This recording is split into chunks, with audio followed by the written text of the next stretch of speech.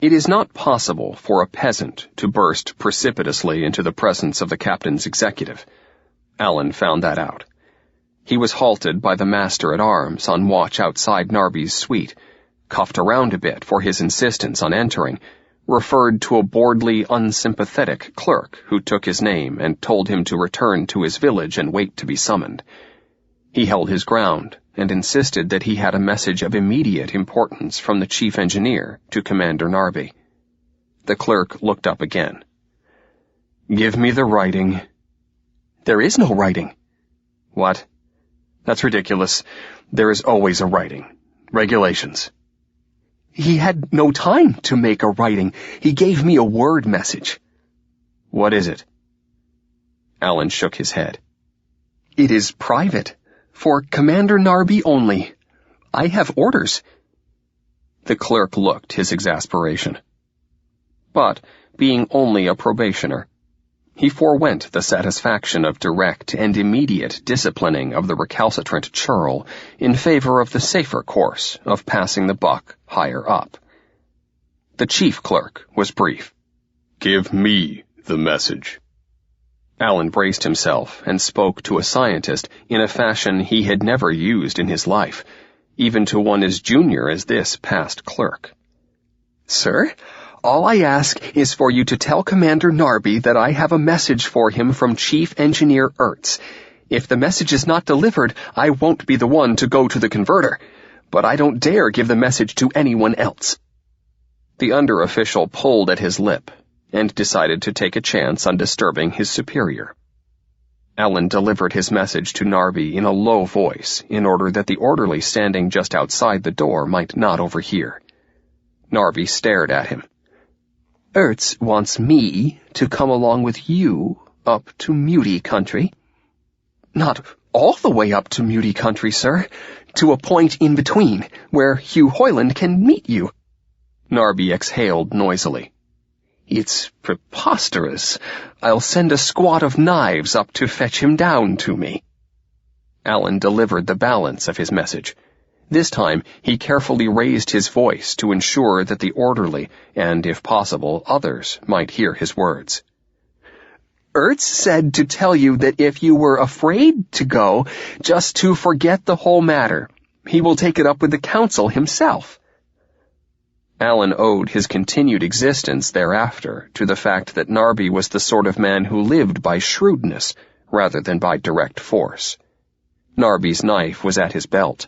Alan was painfully aware that he had been required to deposit his own with the master-at-arms. Narby controlled his expression. He was too intelligent to attribute the insult to the oaf before him, though he promised himself to give said oaf a little special attention at a more convenient time. Pique, curiosity, and potential loss of face all entered into his decision. "I'm coming with you," he said savagely. "I want to ask him if you got his message straight." Narby considered having a major guard called out to accompany him, but he discarded the idea. Not only would it make the affair extremely public before he had an opportunity to judge its political aspects, but also it would lose him almost as much face as simply refusing to go. But he inquired nervously of Alan as Alan retrieved his weapon from the master-at-arms.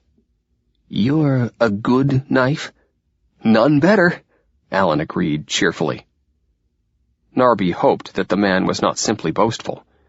Muties. Narby wished that he himself had found more time lately for practice in the manly arts. Narby gradually regained his composure as he followed Alan up toward Low Weight. In the first place, nothing happened. No alarms. In the second place, Alan was obviously a cautious and competent scout, one who moved alertly and noiselessly, and never entered a deck without pausing to peer cautiously around before letting his body follow his eye. Narby might have been more nervous had he heard what Alan did hear. Little noises from the depths of the great dim passageways, rustlings which told him that their progress was flanked on all sides. This worried Alan subconsciously, although he had expected something of the sort. He knew that both Hugh and Joe Jim were careful captains who would not neglect to cover an approach. He would have worried more if he had not been able to detect a reconnaissance which should have been present.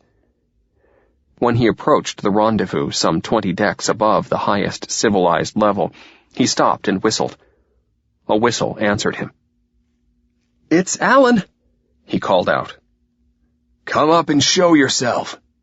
Alan did so, without neglecting his usual caution. When he saw no one but his friends, Ertz, Hugh, Joe Jim, and Bobo, he motioned for Narby to follow him. The sight of Joe Jim and Bobo broke Narby's restored calm with a sudden feeling that he had been trapped. He snatched at his knife and backed clumsily down the stairs, turned. Bobo's knife was out even faster. For a split moment the outcome hung balanced, ready to fall either way.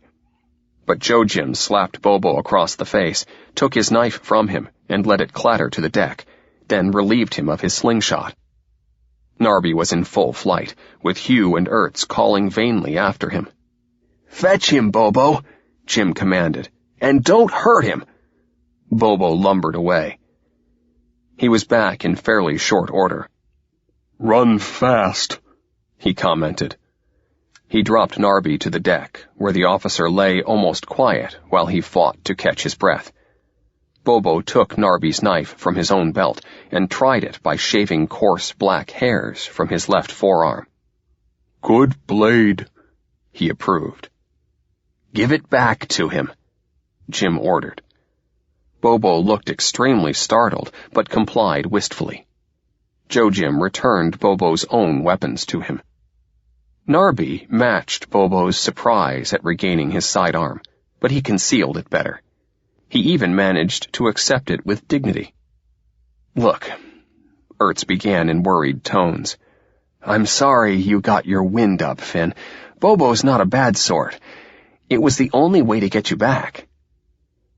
Narby fought with himself to regain the cool self-discipline with which he habitually met the world. Damn, he told himself, this situation is preposterous. Well, "Forget it," he said shortly. "I was expecting to meet you. I didn't expect a bunch of armed muties. You have an odd taste in playmates, Ertz." "Sorry," Bill Ertz replied. "I guess I should have warned you." A piece of mendacious diplomacy. "But they're all right. Bobo you've met.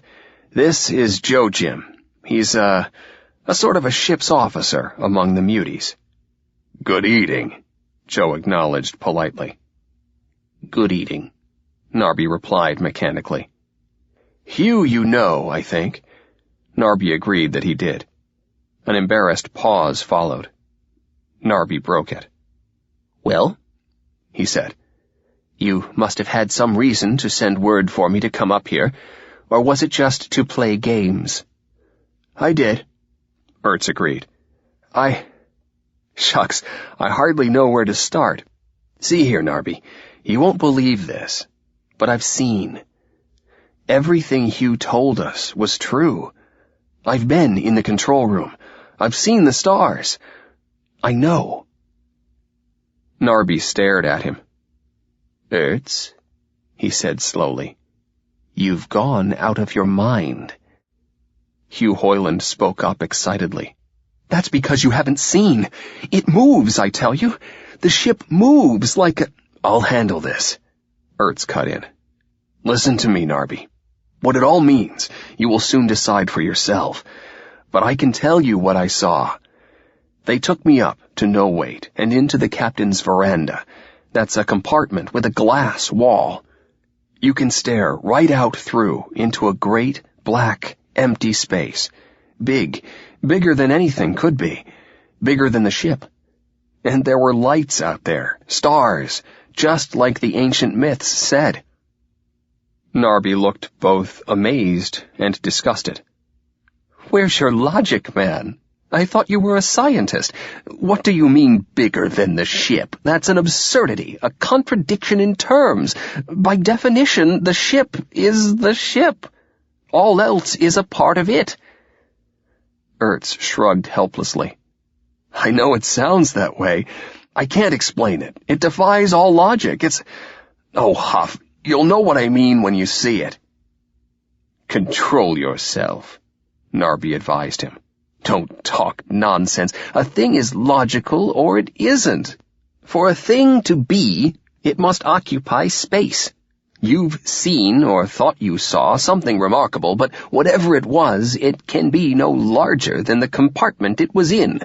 You can't show me anything that contradicts an obvious fact of nature. I told you I couldn't explain it. Of course you can't. The twins had been whispering disgustedly, one head to the other. Stop the chatter, Joe said in louder tones. We're ready to go. Come on. Sure, Ertz agreed eagerly. Let's drop it, Narby, until you have seen it. Come on now, it's a long climb. What? Narby demanded. Say, what is this? Go where? Up to the captain's veranda and the control room. Me? Don't be ridiculous. I'm going down at once. No, Narby, Ertz denied. That's why I sent for you. You've got to see. Don't be silly. I don't need to see. Common sense gives sufficient answer. However, he went on, I do want to congratulate you on making a friendly contact with the muties. We should be able to work out some means of cooperation. I think... Joe Jim took one step forward. You're wasting time, he said evenly. We're going up. You too. I really do insist. Narby shook his head. It's out of the question. Some other time, perhaps, after we have worked out a method of cooperation.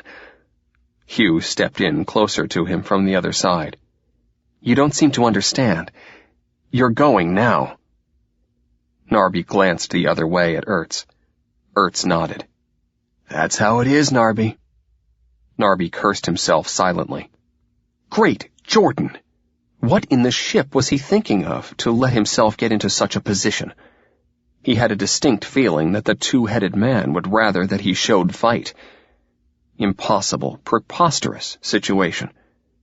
He cursed again to himself, but gave way as gracefully as he could. Oh well, rather than cause an argument, I'll go now. Let's get on with it. Which way? Just stick with me, advised Ertz. Joe Jim whistled loudly in a set pattern. Muties seemed to grow out of the floor plates, the bulkheads, the overhead, until 6 or 8 more had been added to the party. Narby was suddenly sick with the full realization of just how far he had strayed from the way of caution. The party moved up. It took them a long time to get up to no weight, as Narby was not used to climbing. The steady reduction in weight as they rose from deck to deck relieved him somewhat, but the help afforded was more than offset by the stomach qualms he felt as weight dropped away from him. He did not have a true attack of space sickness. Like all born in the ship, muties and crew, he was more or less acclimated to lessened weight. But he had done practically no climbing since reckless adolescence. By the time they reached the innermost deck of the ship, he was acutely uncomfortable and hardly able to proceed. Joe Jim sent the added members of the party back below and told Bobo to carry Narby. Narby waved him away. I can make it, he protested, and by sheer stubborn will forced his body to behave. Joe Jim looked him over and countermanded the order. By the time a long series of gliding dives had carried them as far forward as the transverse bulkhead beyond which lay the control room, he was reasonably comfortable again. They did not stop first at the control room, but, in accordance with a plan of Hugh's, continued on to the captain's veranda. Narby was braced for what he saw there, not only by Ertz's confused explanation, but because Hugh had chattered buoyantly to him about it all the latter part of the trip.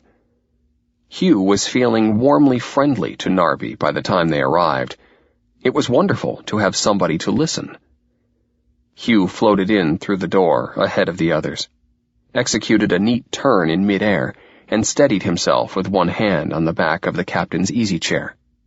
With the other, he waved at the great viewport and the starry firmament beyond it. There it is, he exulted. There it is. Look at it. Isn't it wonderful? Narby's face showed no expression, but he looked long and intently at the brilliant display. Remarkable, he conceded at last. Remarkable. I've never seen anything like it. Remarkable ain't half, protested Hugh. Wonderful is the word. Okay, wonderful, Narby assented. Those bright little lights, you say those are the stars that the ancients talked about? Why, yes, agreed Hugh, feeling slightly disconcerted without knowing why. Only they're not little. They are big, enormous things, like the ship. They just look little because they are so far away. See that very bright one, that big one, down to the left? It looks big because it's closer. I think that is far Centaurus, but I'm not sure, he admitted in a burst of frankness. Narby glanced quickly at him, then back to the big star. How far away is it? I don't know, but I'll find out. There are instruments to measure such things in the control room, but I haven't got the hang of them entirely. It doesn't matter, though. We'll get there yet. Huh? Sure. Finish the trip. Narby looked blank, but said nothing. His was a careful and orderly mind, logical to a high degree. He was a capable executive, and could make rapid decisions when necessary, but he was by nature inclined to reserve his opinions when possible, until he had had time to chew over the data and assess it. He was even more taciturn in the control room. He listened and looked, but asked very few questions. Hugh did not care. This was his toy, his gadget, his baby. To show it off to someone who had never seen it and who would listen was all he asked. At Ertz's suggestion, the party stopped at Joe Jim's apartment on the way back down. Narby must be committed to the same course of action as the Blood Brotherhood, and plans must be made to carry out such action, if the stratagem which brought Narby to them was to be fruitful. Narby agreed to stop unreluctantly, having become convinced of the reality of the truce under which he made this unprecedented sortie into Muty country. He listened quietly while Ertz outlined what they had in mind. He was still quiet when Ertz had finished. Well, said Ertz at last, when the silence had dragged on long enough to get on his nerves. You expect some comment from me? Yes, of course.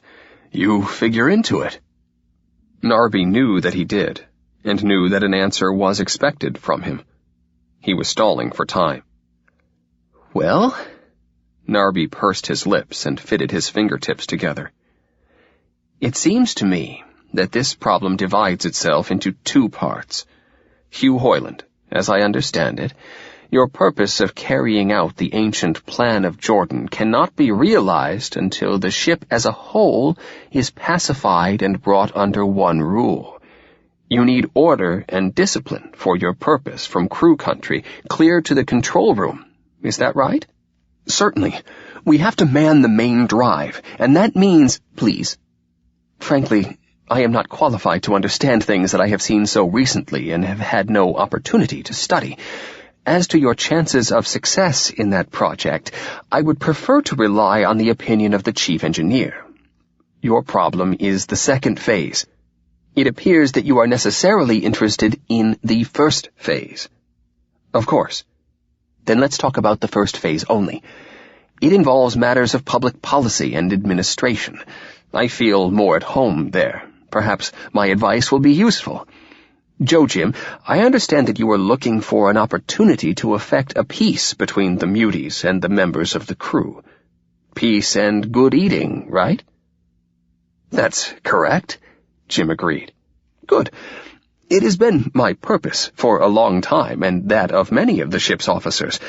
Frankly, it never occurred to me that it could be achieved other than by sheer force. We had steeled ourselves to the prospect of a long and difficult and bloody war. The records of the oldest witness, handed down to him by his predecessors clear back to the time of the mythical mutiny, make no mention of anything but war between muties and the crew. But this is a better way. I am delighted. Then you're with us, exclaimed Ertz. Steady. There are many other things to be considered. Ertz, you and I know, and Hoyland as well, I should think, that not all of the ship's officers will agree with us. What of that? That's easy, put in Hugh Hoyland.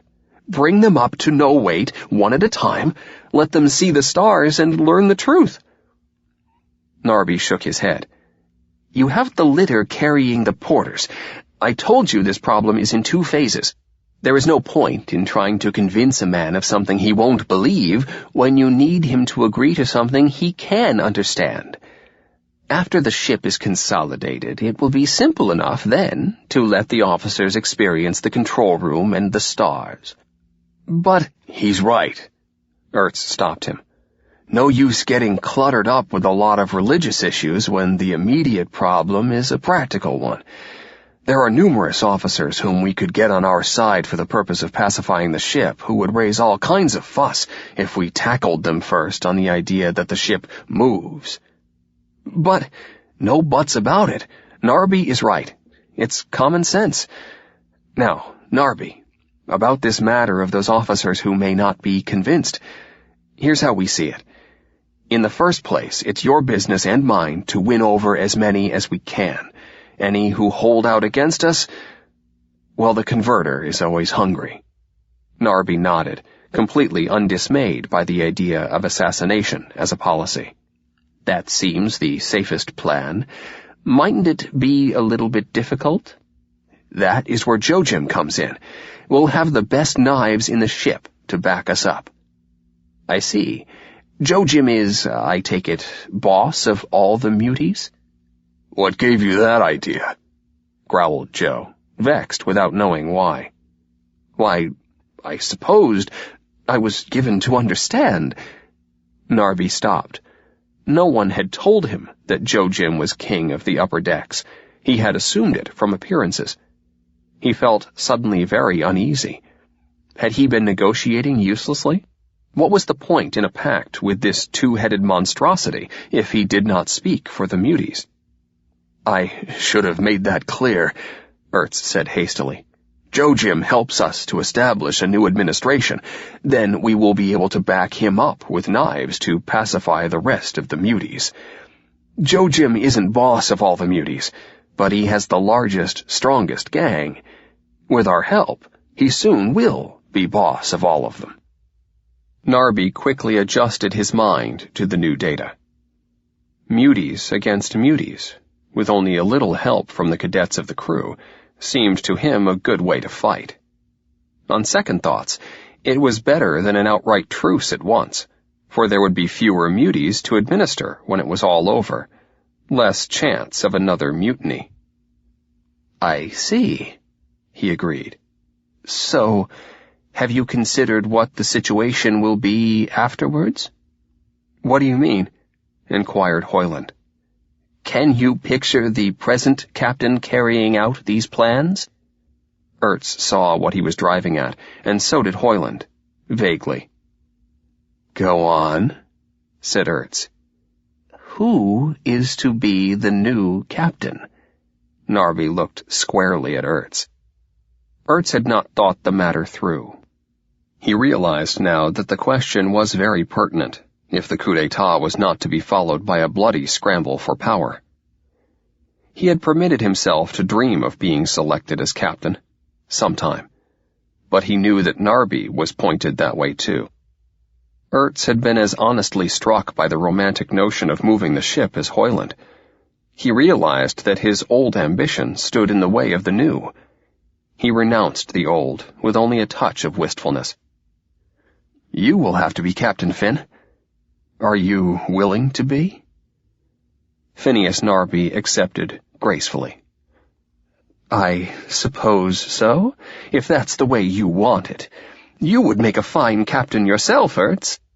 Ertz shook his head, understanding perfectly that Narby's full cooperation turned on this point.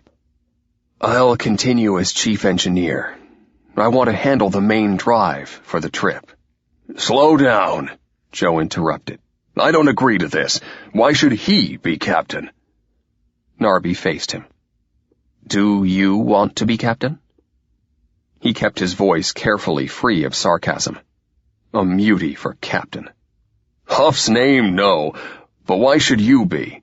Why not Ertz or Hugh? Not me, Hugh disclaimed. I'll have no time for administration. I'm the astrogator. Seriously, Joachim, Ertz explained. Narby is the only one of the group who can get the necessary cooperation out of the ship's officers. Damn it. If they won't cooperate, we can slit their throats. With Narby as captain, we won't have to slit throats. I don't like it, groused Joe. His brother shushed him. Why get excited about it, Joe? Jordan knows we don't want the responsibility. I quite understand your misgivings, Narby suggested suavely. But I don't think you need worry. I would be forced to depend on you, of course, to administer the muties. I would administer the lower decks, a job I am used to, and you would be vice-captain, if you are willing to serve, for the muties. It would be folly for me to attempt to administer directly a part of the ship I'm not familiar with, and people whose customs I don't know. I really can't accept the captaincy unless you are willing to help me in that fashion. Will you do it? I don't want any part of it, protested Joe. I'm sorry.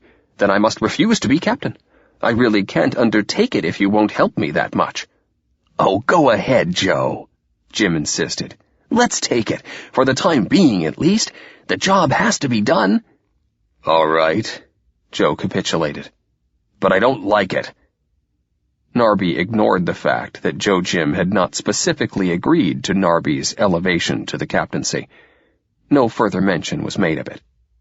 The discussion of ways and means was tedious and need not be repeated. It was agreed that Ertz, Allen, and Narby should all return to their usual haunts and occupations while preparations were made to strike. Hugh detailed a guard to see them safely down to high weight. "You'll send Allen up when you are ready?" he said to Narby as they were about to leave. "Yes," Narby agreed. "But don't expect him soon. Ertz and I will have to have time to feel out friends. And there's the matter of the old captain. I'll have to persuade him to call a meeting of all the ship's officers. He's never too easy to handle." "Well, that's your job. Good eating." "Good eating,"